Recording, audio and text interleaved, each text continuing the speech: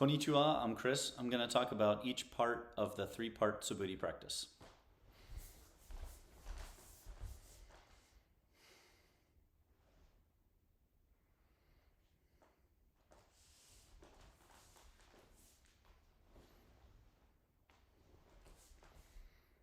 Okay, part one is ashi-sabaki, so we'll do that in an 8-part count. So 2 forward, 2 back, 2 to the right, 2 left to come back to center.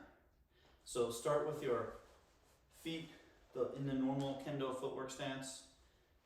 Normal kendo is back heel is a ½ an inch off the ground and the weight equally divided between your feet. More pressure on the balls of your feet than any other part. Back heel, your left heel is a ½ an inch off the ground. And the front foot, the heel should be very lightly touching, almost like a piece of paper could fit underneath it. And then we're just gonna slide.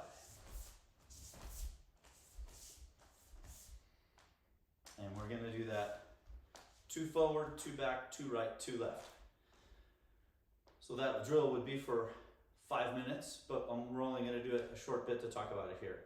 So, ich, ni, san, shi, go, ro, shich, hach. Each time you stop, try to imagine that you could stop right where you are and hit men. Han! Without having to shift your weight back or forward. So each time you stop, pump.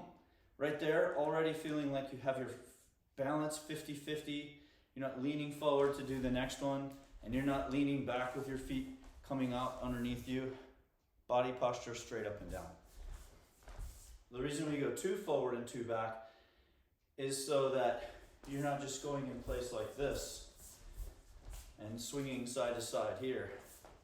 You have to make a intermediate stopping point. And when you're going forward, stop, stop. Each one, I'm trying to bring my left foot back underneath me and load it back up so I'm not leaning forward on it. Then pressing back, trying to put a little bit more weight on my left foot. Maybe 60% left and 40% right. Foot back underneath me. Now if I wanted to hit, I'm ready to go. Going backwards, I could still hit forward.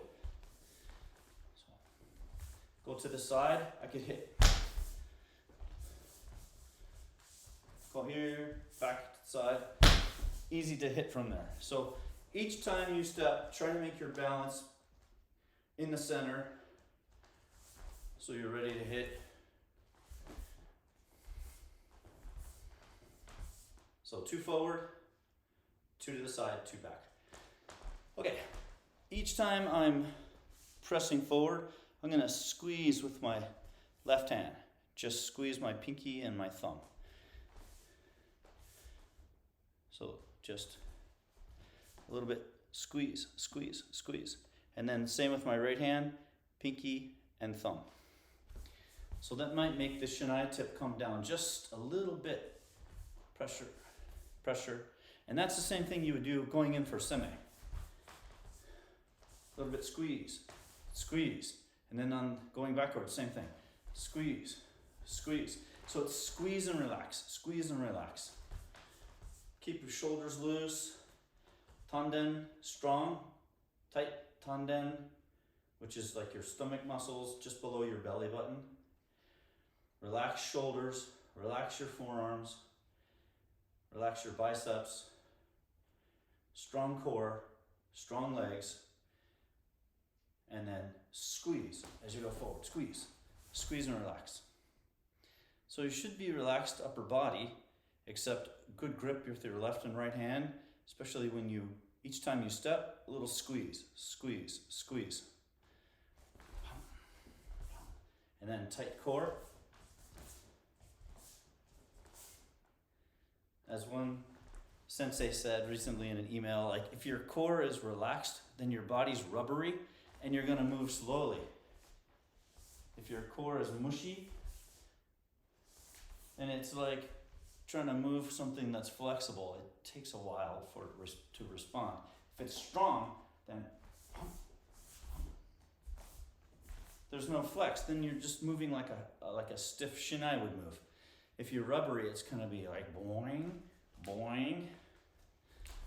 So all those things to think about, 50-50 or 60% weight on your back foot and 40 on your front. 50-50 is okay too. And then each time you step, squeeze, strong tanden, relaxed upper body. So I'll do that one time. 1, 2, 3, 4, 5, 6, 7, 8. That's the whole drill, and doing that for 5 minutes. Lots to think about. Okay, the second phase is the swinging phase, so cutting. It's just forward and backward, so pressing out. Gonna do all the same things. Strong tanden. Footwork is the same balance, a little bit more on the back foot. And then push out, push, pump, pump, push, push. So try to push your front foot out and then hit. Not lifting the shinai up and step. Not at the same time. Press a little bit first.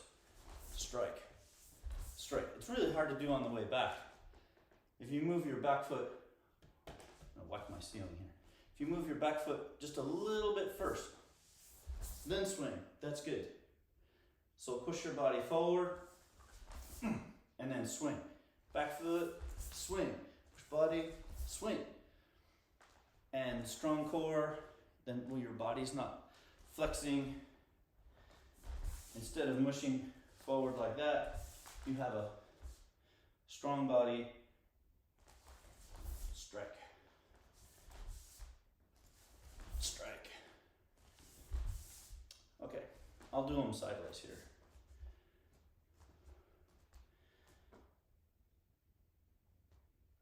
Get my kendo stance, half an inch off the floor, my left heel, tight tanden, relax my upper body. As I start to swing, I'm gonna grip the tenuchi with my hands. Press, strike. Press back, strike. Push, strike. Push, strike.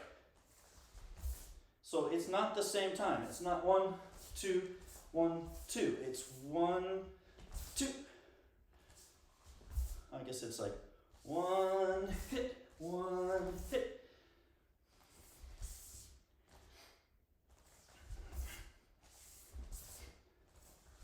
So you're swinging at your own pace for 5 minutes.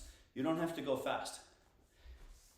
What's a lot more important, if you have a strong tanden, relaxed upper body, good posture, no extra motion, and especially push your body before you swing. You can look at the arm height, kind of like from my shoulder across, about 1 fist distance below the height of the shoulder. Left hand is in front of my solar plexus, straight out in front of me, not to the side or this way. Straight, and that height. Cutting to the top of the enemy's head or maybe to their chin, whichever you want to do. So I'll go sideways for a few strikes. 1, 2, 3, 4, 5, 6, 7, 8, 9, 10. 1, 2, 3, 4, 5, 6, 7, 8, 9, 10. So if you're doing all those things and thinking about it, it's hard work. So 5 minutes of that, you're gonna feel pretty tired, maybe even mentally tired. And then after 5 minutes is not too hard or easier, then you can just bump that up and make sure if you increase your time, you increase the footwork time and the suburi time and the mokuso time the same amount. So you could double it, go to 10 minutes, or you could just go to like 6, do each one for 6 minutes. But eventually, just keep increasing the time. Kobayashi sensei told me to do 40 minutes of each per day. And I really have never gotten to that point. but I can do half an hour of each. I could before COVID. I can't now, but I'm trying to build my way back up to that. And you feel a lot stronger once you can. Okay, the third phase is mokuso, and if it's hard to seiza for that long, you don't have to. I'm gonna change the camera. You do not have to sit in seiza the whole time. You could sit in a chair or stand or whatever is comfortable. And I don't have it next to me, but I have the little wooden zazen. I don't know what it's called. It's like a little tiny chair that's shaped like a U shape, kind of like that. And you sit on this part, and it goes on the both sides of your feet. And then you sit on it. It kind of holds the weight instead of it sitting down on you. So it's very nice and very comfortable. Okay. So Akahoshi Sensei, who's back in Japan now, was the priest at the Nichiren Temple in Portland, Oregon, and he one time taught me his version of mokuso. I'm sure there's many different kinds. And so we sit in seiza, but like you can modify that, sit in a chair, sit cross-legged, sit on the sofa, stand, sit on the little Zen chair, whatever makes you comfortable. I think that's more important. And then try to have a straight back. And in kendo, normally we hold our hands like this with the left hand, probably is like mirrored in the camera image, but this is my left hand, and your fingers overlap about at the second joint, the second knuckles. So like that part, they overlap that way. And then they make a circle. Some people make like a really smushed circle. I don't know that it matters a whole lot. And then that sort of sits comfortably, just gently in your lap. I think the idea is that the circle is right in front of your tanden. And then relax your shoulders. And you could sit with your hands any way you want. You could do yoga-like meditation. I don't think it's too critical. But this is normally how we do mokuso and kendo. So that's the way I'll do it. And then the breathing, you're gonna breathe in through your nose and out through your mouth. And I'll get a little bit closer. Maybe it's easier to see. So you're gonna breathe in through your nose and out through your mouth. And so it should be a long breath in, long breath out. And what Akahoshi Sensei told me was when you get to the top of your breath, you hold it for just a moment. And then you release it. And when you blow the air out, it's like a long stream of thread of air coming out. So you're gonna breathe and you're gonna close your eyes. So breathing in through your nose.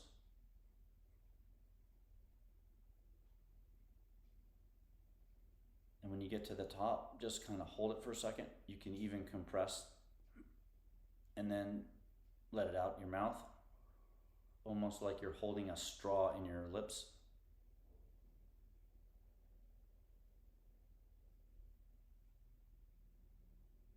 And then when you're fully empty, then you take another slow breath in.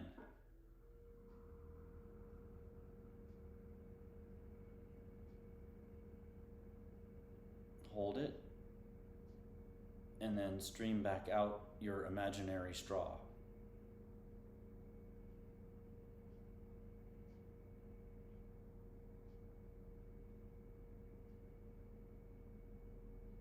And that cycle just repeats over and over and over for as long as you're doing your practice. So if it's 5 minutes of each one, you do 5 minutes of that meditation, 5 minutes of mokuso.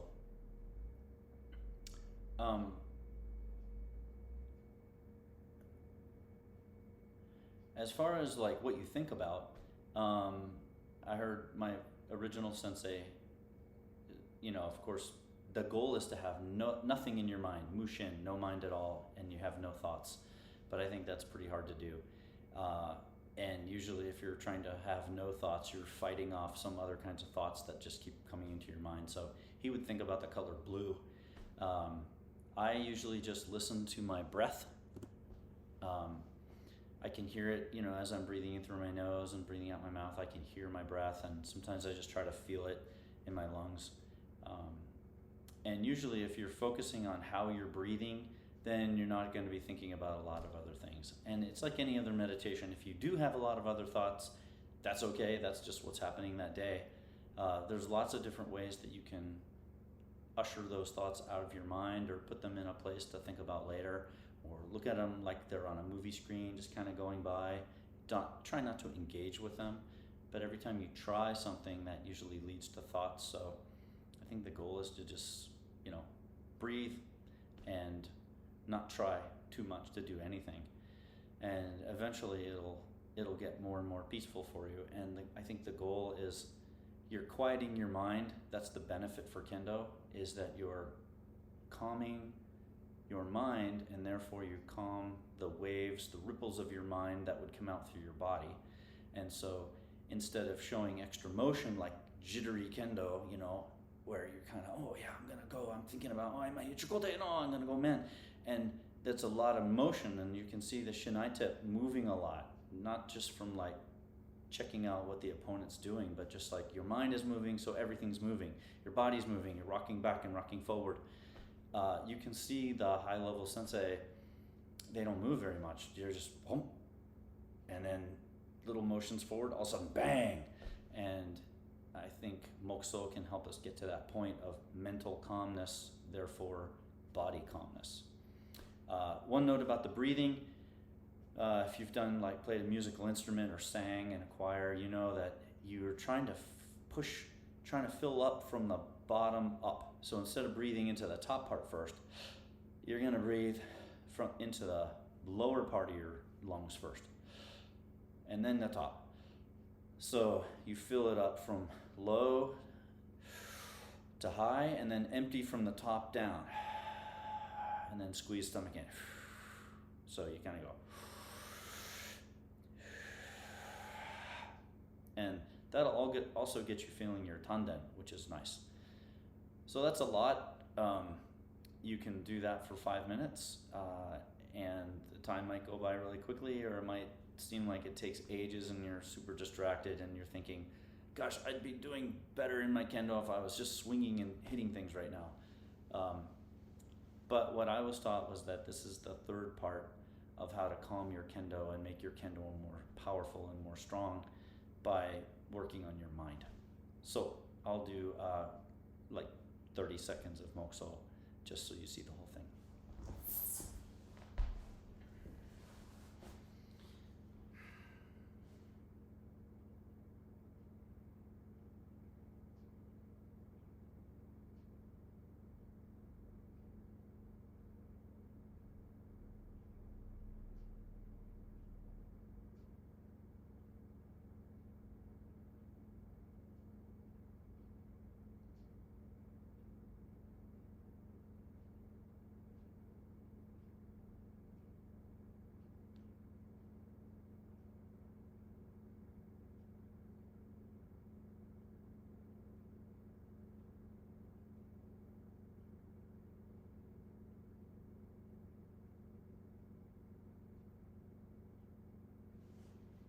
That was 2 breaths.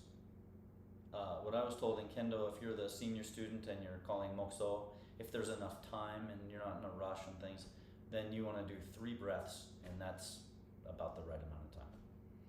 Okay, well, thanks again for watching. I'll try to organize my videos a little bit better, but now you have some idea of what you want to do for the 3-part suburi practice, and there's another video that just does the practice. So if you want to do that every now and then, you can just pop up that. If you have a question, come back to this one, and if I didn't address it, it would be cool if you want to put a comment in or ask a question. And if I don't know the answer, or if I don't think I know it very well, I'll ask a high-level sensei and try to paraphrase their answer or quote them. Okay, thanks for tuning in. ありがとうございました。